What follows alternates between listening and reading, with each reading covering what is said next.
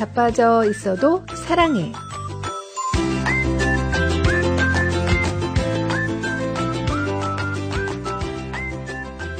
안녕하세요. 미주 복음방송 자빠져 있어도 사랑해. 저희는 제임스 장, 크리스틴 장입니다. 제임스님은 신앙생활 하시면서 믿음이 흔들렸던 적 있으세요? 뭔가 좀 계속 잘 안 될 때. 뭐가 안 될 때죠? 예, 뭔가 비즈니스도 뭐가 꼬이면 이것도 꼬이고 막 이럴 때 하나님 왜 나만 이렇게 안 되나? 예. 내가 좀 잘못 믿고 있는 건가? 그럴 때라든가 이렇게 좀 뭐가 잘 안 풀릴 때. 원하는 대로 하나님 팍팍 밀어주셔야 되는데 그렇죠. 그게 안 될 때. 이게 좀 그런 것 같아요. 예, 그럴 수 있겠네요. 전에는. 지금은 안 그렇죠. 우리 크리스티님은 어떠세요?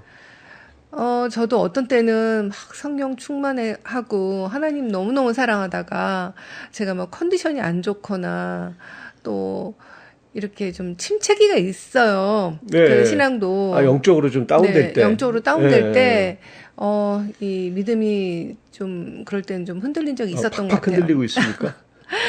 미세하게 흔들리죠. 네. 예. 오늘 저희가 나눌 주제는 믿음이 흔들릴 때입니다. 믿음이 흔들린다는 말이 참 교회 안에서는 꺼내기가 참 어려운 말이잖아요. 그렇죠. 네, 말 자체가 이게 되게 어디서 좀 함부로 얘기하기가 쉽지 않은. 조심스럽죠, 주제가. 맞아요. 오늘도 그럼 사연 하나 먼저 들려드리겠습니다. 저는 모태신앙으로 40년 가까이 교회를 다녔습니다. 그런데 작년부터 기도가 천장에 부딪혀서 돌아오는 것 같은 느낌이 듭니다. 예배 시간에 다들 은혜 받은 얼굴로 찬양하는데 저 혼자만 마음이 텅 빈 것 같아요. 하나님이 정말 계신가? 이런 생각이 문득문득 올라올 때마다 깜짝 놀라서 얼른 지워버립니다. 구역 모임에서는 아무렇지 않은 척 웃으면서 기도 제목을 나누는데 집에 돌아오는 길에는 제가 배우가 된 것 같습니다. 이런 생각을 하는 것 자체가 죄일까요? 40년 믿은 게 다 가짜였던 걸까요? 누구에게도 말을 못하고 있다가 이렇게 사연을 보냅니다. 요즘 사연을 들으니까 참 마음이 먹먹하네요. 이 기도가 천장에 부딪혀서 돌아오는 것 같다는 말도 기도가 천장을 뚫고 그냥 하늘로 가야 되는데 네. 뭔가 좀 걸려서 오는 것 같은 느낌이 든다는 거잖아요. 그렇죠. 그리고 또 자기가 배우가 된 것 같다고 할 때, 네. 그죠? 뭔가 위선적인 모습을 보인다는 거잖아요. 겉으로는 그냥 신실한 크리스찬인 것처럼 하지만 네. 그 마음에는 뭔가 이거 아닌 거 아닌가? 이런 마음이 든다는 거잖아요. 예, 그렇죠. 아니 다 이렇게 신앙 공동체 안에서 내가 좀 다운됐다고 해서 그거를 드러내는 것도 좀 이상하고. 그렇죠. 예. 또 말할 수도 없고. 예. 그럼 좀 외로울 수도 있고. 네. 그래서 이렇게 같이 은혜로운 척 하는 시간이 배우가 된 것 같다고 표현을 하신 것 같아요. 그러니까 교회 안에서 뭔가 괜찮은 척 하는 것만큼 사람을 또 외롭게 만드는 게 없거든요. 몸은 사람들 가운데 있지만 마음은 혼자인 거잖아요. 맞아요. 그리고 이렇게 믿음이 흔들리는 것도 힘든데 그거를 아무에게도 말하지 못하면 더 힘들어지는 것 같아요. 이런 생각을 하는 것 자체가 죄일까요? 라고 물으셨잖아요. 네, 그렇죠. 그렇죠. 흔들리는 자기 자신을 또 본인이 정죄하고 계신 거죠. 그래서 오늘 제일 먼저 말씀드리고 싶은 게 이거예요. 믿음이 흔들리는 계절은 누구에게나 옵니다. 사실 40년 믿은 분에게도 오고 강단에서 말씀을 전하는 분에게도 오죠. 그리고 의심이 찾아왔다는 것이 반드시 믿음이 끝났다는 뜻은 아닙니다. 오히려 하나님을 붙들고 있기 때문에 질문이 생기는 경우도 있어요. 네, 맞아요. 의심과 불신앙은 같은 것이 아니죠. 불신앙이 하나님께 등을 돌리고 떠나는 것이라면 의심은 하나님을 붙든 채 질문하는 것일 수 있잖아요. 하나님을 붙들고 질문한다는 게 되게 좋네요. 네, 하나님 정말 계십니까? 왜 아무 말씀도 안 하십니까? 왜 제 기도에는 응답이 없으신가요? 이런 질문의 방향이 하나님을 향하고 있는 거잖아요. 그렇죠. 그러면 그거 자체가 하나님하고의 관계 안에 있다는 뜻이죠. 네. 그리고 믿음이 흔들리는 것과 감정이 식는 것도 구별해야 합니다. 왜 감정은 날씨 같아서 뜨거운 날도 있고 흐린 날도 있잖아요. 오늘 예배드리면서 아무 감동이 없었다고 해서 하나님이 안 계신 것은 아니죠. 해가 구름 뒤에 가려졌다고 해서 해가 없어진 건 아니잖아요. 네, 성경에도 이런 사람이 나옵니다. 마가복음 9장에 귀신 들린 아들을 둔 아버지가 예수님 앞에 옵니다. 제자들이 고쳐보려고 했지만 고치지 못했고 아버지는 지칠 대로 지친 상태였어요. 그때 이 사람이 예수님께 이렇게 말하죠. 내가 믿나이다. 나의 믿음 없는 것을 도와주소서. 믿음 없는 것을 도와주소서 하는 네. 말씀이 하는 얘기가 와닿는데요. 저는 이 말이 참 좋아요. 내가 믿습니다 하고 근데 다음에는 믿지 못하는 걸 도와주세요. 이 한 문장 안에 믿음과 의심이 같이 들어있잖아요. 맞아요. 완벽하게 정리된 믿음이 아닌 거죠. 그렇죠. 근데 예수님께서 믿음부터 확실하게 만들어서 다시 와라 이러지 않으셨어요. 네. 그 사람의 그 뒤죽박죽된 믿음을 가지고도 만나 주셨습니다. 그러니까 때로는 주님 저는 믿는데 잘 못 믿겠습니다. 네. 뭐, 솔직한 얘기죠. 그죠? 이것도 충분히 기도가 될 수 있는 거예요. 네, 시편 42편의 시인도 비슷합니다. 내 영혼아, 내가 어찌하여 낙심하며 어찌하여 내 속에서 불안해하는가? 너는 하나님께 소망을 두라. 이 구절을 보면 시인이 자기 영혼에게 말을 걸어요. 너 왜 이렇게 낙심하니? 너 왜 이렇게 불안하니? 낙심하지 않는 척 하지 않는 거예요. 그렇죠. 그죠? 자기 안에 있는 낙심을 똑바로 바라봅니다. 그리고 그 다음에 방향을 돌리는 거죠. 그래도 하나님께 소망을 두자. 네. 그러니까 믿음은 나는 하나도 안 흔들려. 이게 아니라 흔들리고 있지만 흔들리는 순간에도 어디를 바라볼 것인가에 더 가까운 것 같아요. 맞아요. 우리는 뭐 누구나 다 언제나 또 흔들리잖아요. 사람은. 그렇죠. 네. 우리가 기계가 아니니까 항상 똑같은 감정은 아닌 것 같아요. 그럼요. 또 한 사람이 있습니다. 도마입니다. 요한복음 20장을 보면 부활하신 예수님을 다른 제자들은 만났는데 도마만 그 자리에 없었어요. 그 다른 제자들이 우리가 주님을 보았다고 하니까 도마가 말하죠. 직접 보고 만져보기 전에는 믿을 수 없다는 거예요. 그렇죠. 아주 대놓고 의심한 거네요. 그렇죠. 내가 보고 만지기 전에 나 믿을 수 없어 이렇게 얘기한 거잖아요. 그런데 여드레 뒤에 예수님이 다시 오셨을 때 도마를 쫓아내지 않으셨습니다. 오히려 당신의 상처를 보여주셨습니다. 내가 확인해야 믿겠다면 와서 보라. 저는 그 장면을 이렇게 표현하고 싶어요. 예수님은 의심하는 도마에게 상처를 보여주셨습니다. 네. 예수님은 의심하는 도마의 심정도 헤아려 주셨을 것 같아요. 그렇죠. 사실 의심할 수밖에 없는 상황이잖아요. 그렇죠. 예, 죽은 사람이 살아왔다고 하니까. 네. 그래서 뭐 구박하거나 혼내지 않고 이렇게 보여주셨잖아요. 네, 예. 맞아요. 뭔가 남들은 또 보고 믿었지만 도마는 막상 그걸 못 봤으니까 내 눈으로 보기 전에는 이게 잘 안 믿긴다. 그럴 때 예수님이 정말 그 상처를 보여주시잖아요. 네. 너 믿음이 없으니까 막 쫓아낸 게 아니라. 맞아요. 그래서 뭐 의심이 되거나 아니면 궁금하거나 그런 것들이 있을 때 우리가 하나님께 여쭤볼 수 있잖아요. 예, 기도로 그렇죠. 여쭤볼 수 있고 묵상으로 여쭤볼 수 있고 그런 것이 우리 큐티 시간이나 그런 성경 공부 시간에 이렇게 잘 모르는 걸 여쭤봤을 때 하나님께서 대답해 주셨던 경험 많지 않아요? 맞아요. 그럼요. 나도 도마처럼 예수님이 직접 그냥 내 눈앞에 나와서 보여주셨으면 더 확실하겠건만 네. 또 그렇게는 안 되잖아요. 아니 그렇지 않더라도 저희가 이제 큐티 하면서 이거 참 왜 이럴까 하고 막 궁금해하다가 이렇게 하나님께서 그런 어떤 인사이트를 주셔가지고 응답을 주시거나 네. 뭔가 그게 그렇겠구나 하고 깨닫는 순간 있잖아요. 맞아요. 네. 그러니까 그냥 상식적으로는 도저히 이해가 안 될 수도 있었지만 네. 내가 어떻게 얘기를 듣고 말씀을 듣다 보니까 이게 나한테 와 닿는 거예요. 믿어지고. 네. 그게 신비이고 그게 그 어떤 복음의 어떤 그 방향인 것 같아요. 네. 그래서 불신이 들 때 그것을 가지고 하나님 앞에 나아가면 그렇죠. 네. 하나님이 또 인격적인 하나님께서 우리가 알아들을 수 있는 언어로 네. 또 차근차근 설명을 해주신다는 것. 예. 그게 하나님의 사랑인 것 같아요. 그렇죠. 그러니까 내가 잘 믿어지지 않는다는 건 언제든지 생길 수 있는 거잖아요. 네. 그럴 때 그냥 그걸 나 혼자 끙끙 앓지 않고 있는 그대로 내가 솔직하게 얘기하고 네. 또 나누고 하다 보면 하나님께서 나로 하여금 이해가 될 수 있게 아니면 깨닫게 그게 시간이 또 방금일지 좀 걸릴지는 모르지만 어쨌든 내가 간구하면 들어주신다는 거잖아요. 네, 그렇죠. 그리고 이게 신앙생활을 오래 하다 보면은 이게 질문이 없어지는 경우도 많이 생겨요. 그냥 맞아요, 그런가 맞아요. 보다 하고 넘어가는 것들. 근데 오히려 이렇게 어떤 분들은 굉장히 이렇게 질문 많이 하시는 분들이 그렇죠. 있잖아요. 사람마다 또 기질마다 다르죠. 네네. 그런 질문 많이 하시는 분들이 신앙이 없어서가 아니라 그만큼 하나님을 더 알고 싶다.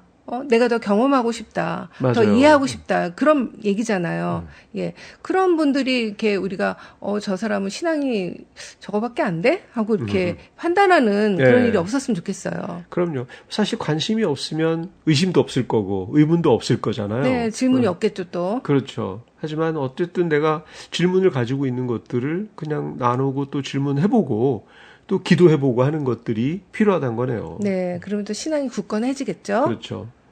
네, 여기서 찬송 한 곡 듣고 돌아오겠습니다. 찬송가 370장 주 안에 있는 나에게.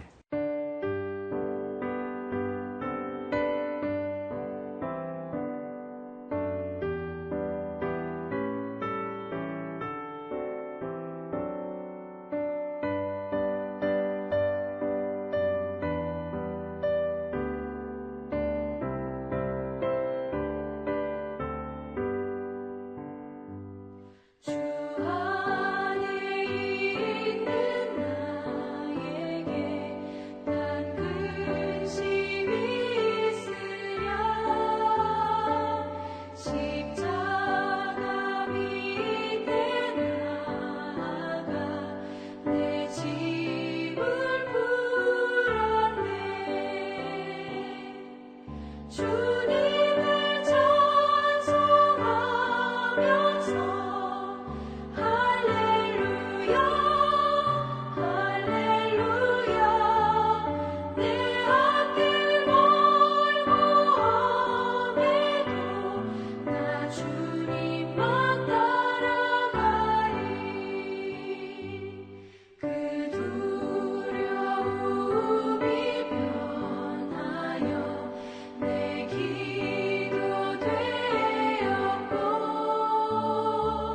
전날의 한숨 변하여 내 노래 되었네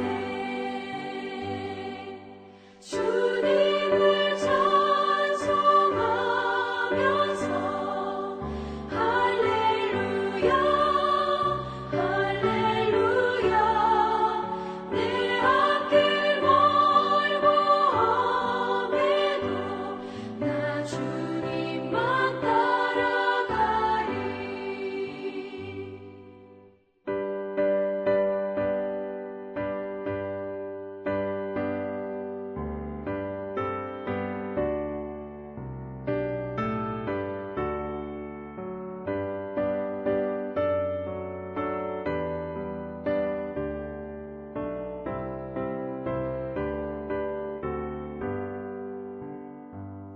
내 주는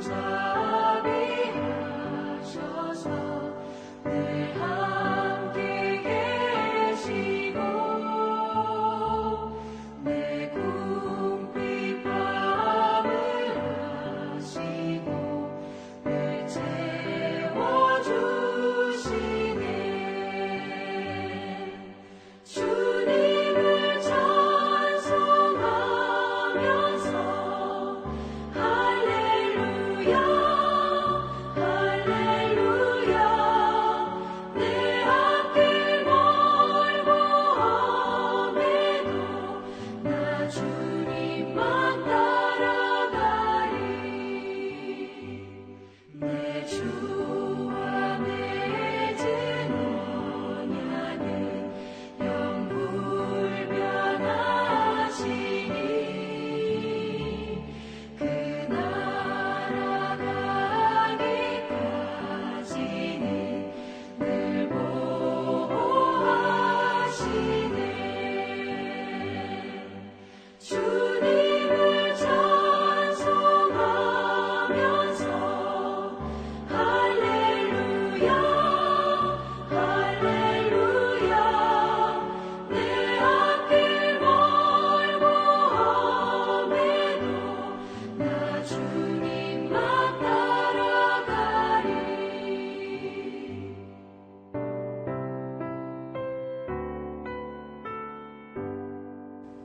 제임스님, 그런데 이런 생각도 들어요. 그래도 우리가 아까 나눈 사람들은 뭐 도마나, 예?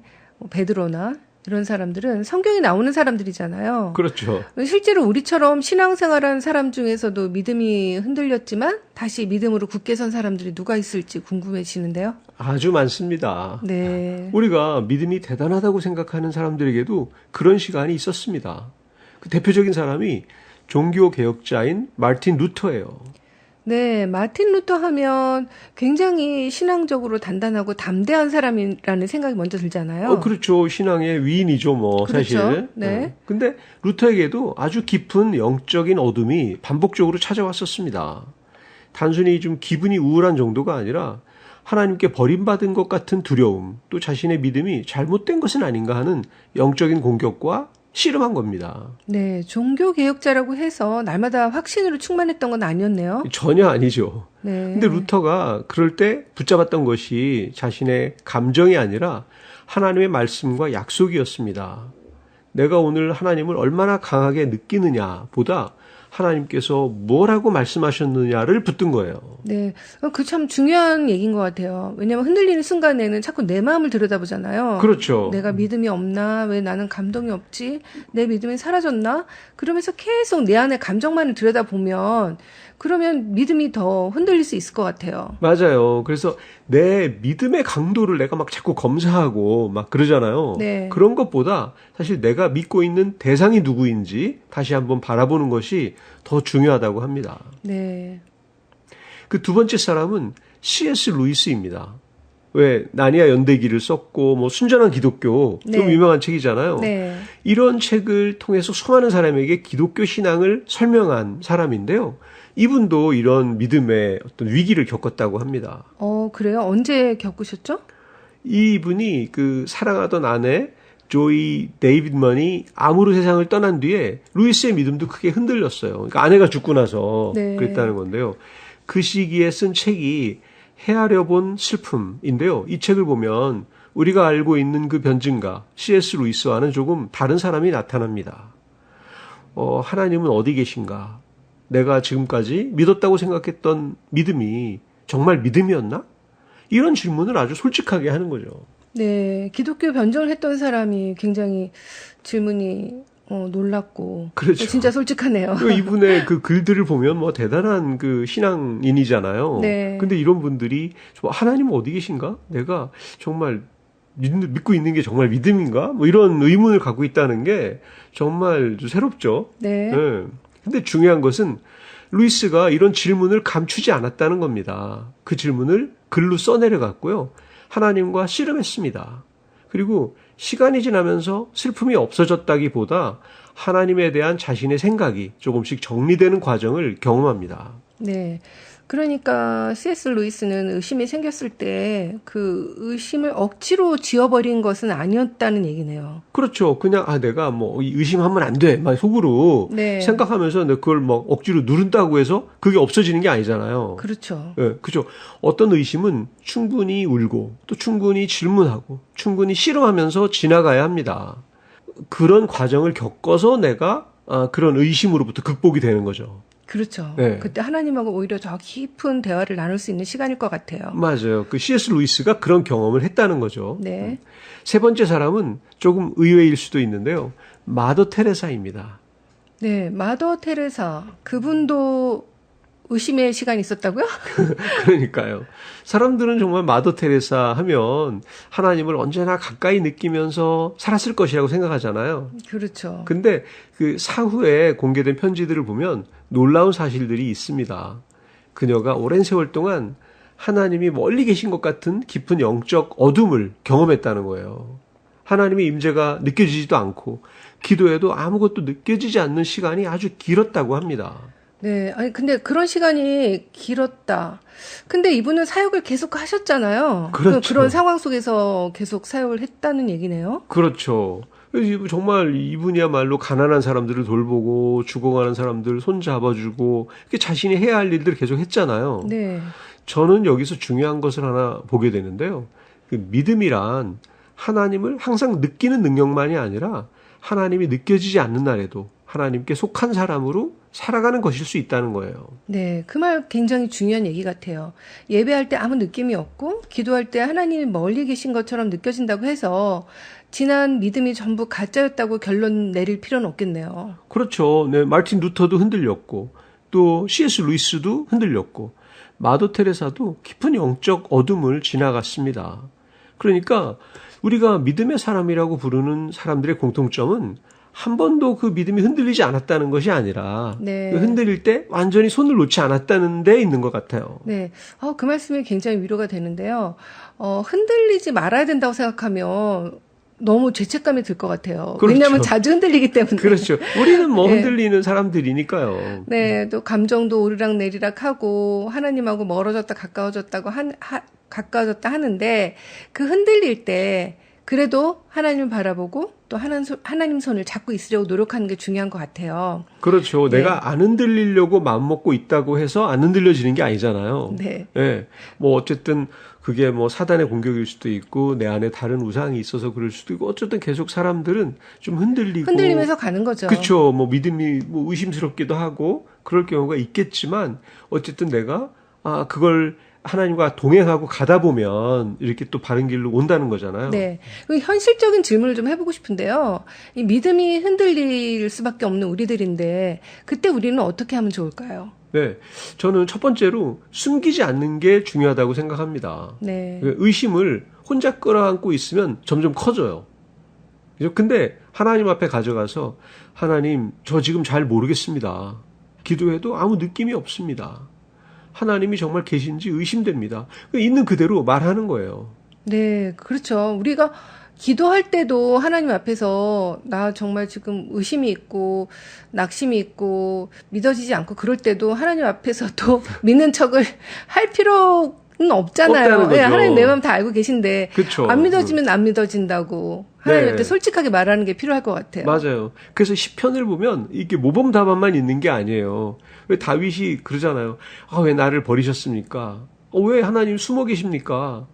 언제까지입니까? 이렇게 좀 하나님께 하는 기도가 되게 많잖아요. 그렇죠. 예.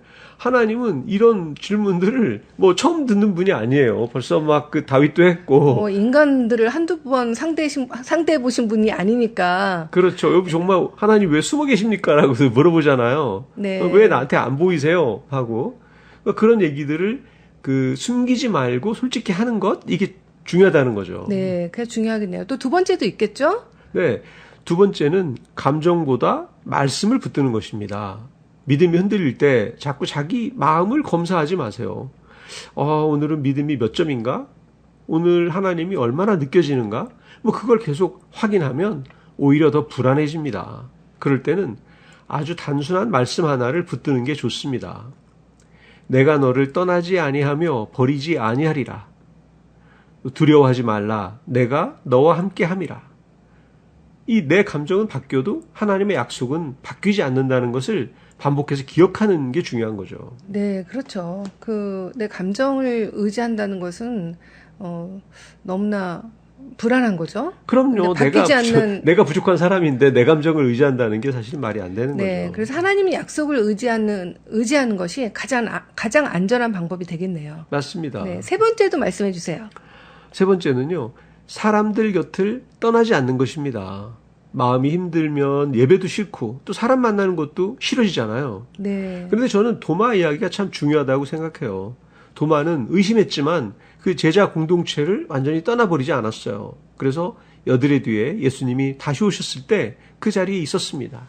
네, 그러네요. 그러니까 예수님을 만나기 위해서 완벽한 믿음이 필요했던 것이 아니라 그 공동체 안에 그 자리에 남아 있는 게 필요할 것 같아요. 그래서 공동체가 중요한 거죠. 내가 막 영적으로 되게 다운돼 있을 때에도 또 그 공동체 안에서 같이 있다 보면 나에게 회복의 시간이 오잖아요. 그렇죠. 그리고 내가 그럴 때도 있고 또 공동체 다른 사람이 그럴 수도 있고. 그래서 함께 있는 게 필요한 것 같아요. 맞아요.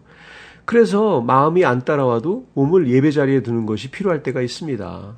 찬양이 안 되면 그냥 앉아 있어도 되고, 기도가 안 되면 옆 사람이 기도하는 것을 듣기만 해도 되고, 또 말씀이 들어오지 않으면 한 구절만 가지고 돌아가도 됩니다. 완벽하게 믿으려고 하기보다는 떠나지 않는 게 중요하다는 거죠. 네. 그리고 믿을 만한 사람에게 얘기하면 좋을 것 같아요. 아, 나 요새 좀 믿음이 흔들려. 기도가 안 돼. 하나님 멀게 느껴져. 이런 얘기를 정지하지 않고 들어줄 수 있는 사람이 한 명만 있어도 혼자 버티는 것과는 굉장히 다르거든요. 그럼요. 그래서 그게 좋은 공동체인데요. 그리고 저는 한 가지 더 말씀드리고 싶어요. 믿음의 흔들림이 항상 영적인 문제만은 아닐 수도 있습니다. 어떨 때는 몸이 너무 지쳐 있거나 오랫동안 뭐 큰 슬픔을 겪었거나 아니면 관계의 상처가 쌓여 있거나 뭐 우울하고 또 불안이 심해져서 하나님이 멀리 계신 것처럼 느껴질 수도 있어요. 그럴 때는 모든 것을 내 믿음이 부족해서 그렇다고만 해석하지 않았으면 좋겠습니다. 네, 맞아요. 우리가 뭐 너무 피곤하거나 아니면 아프거나 이렇게 지쳐 있을 때 그렇죠. 그때 너무 힘들 때. 예, 그 모든 것을 내가 영적인 문제다라고 하지 말고 그 신체적인 문제는 또 신체적인 그 방법으로 좀 돌봐야 되죠. 그렇죠. 좀 쉬거나 먹거나 예, 그렇게 필요하다면 또 전문적인 도움을 받는 것도 필요하고요. 예, 그런 구분을 잘 하는 게 좋을 것 같아요. 네, 맞습니다. 결국 믿음은 확신의 크기보다 방향인 것 같아요.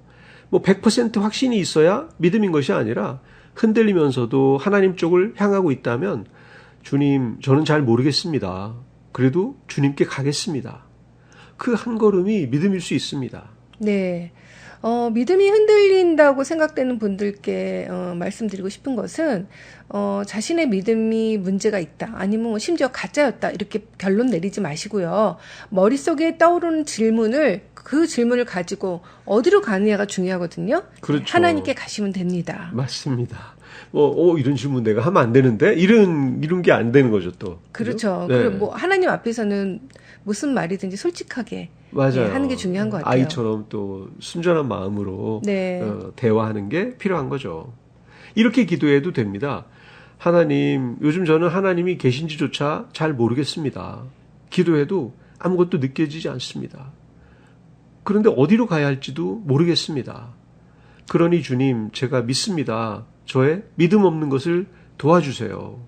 네, 어쩌면 믿음이 가장 깊어지는 순간은 하나님이 너무 잘 느껴집니다라고 말할 때보다 아무것도 느껴지지 않는데도 그래도 저는 하나님께 가겠습니다라고 말하는 순간일지도 모르겠습니다. 흔들리지 않는 사람이 믿음의 사람이 아니라 흔들릴 때 다시 하나님 쪽으로 몸을 돌리는 사람이 믿음의 사람입니다. 오늘도 흔들리면서도 하나님을 향해 한 걸음 걷는 저희와 여러분이 되시길 바라면서 끝곡으로 조수진이 부르는 주만 의지해 들려드리면서 저희는 물러가겠습니다.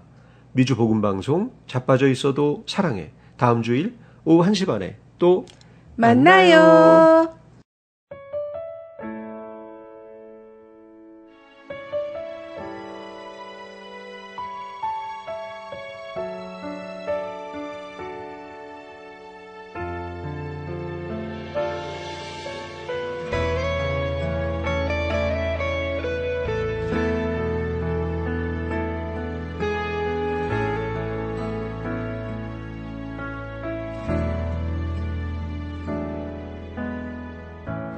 의지했던 모든 것 변해가고 억울한 마음은 커져가네.